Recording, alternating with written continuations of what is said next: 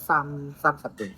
我中意呢樣嘢，係嗰啲係我泰國嘅做師傅。如果嗰啲係香茅啊、辣姜啊、金品碗啊，係泰國翻嚟。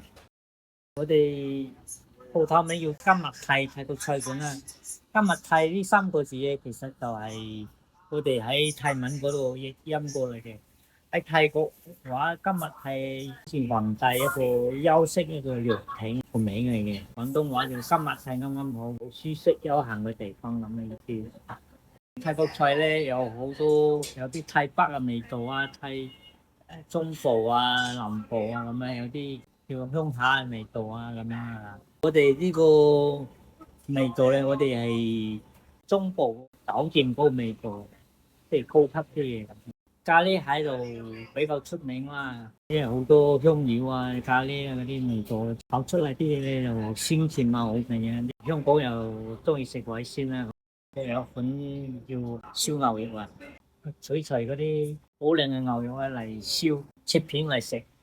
咁呢個名咧叫我哋香港就叫老虎燒，其實喺泰國話講叫小啷嗨，小啷嗨嘅意思就係老虎餡。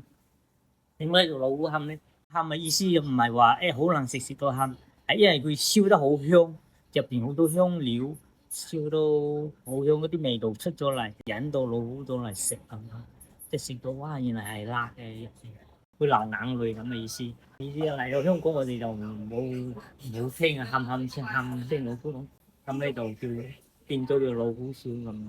我哋所有嘅廚師都係泰國人，包括立面大部分都係泰國人。佢哋溝通好多時會喺入邊都係講泰國話嘅，啲溝通比較方便啦。歡迎大家重新光臨我哋今日喺泰國菜館啦。我哋依家喺九龍城福佬村道12號啊，搬咗地址噶啦，以前係林國道嘅。多謝晒，多謝晒。好，第三。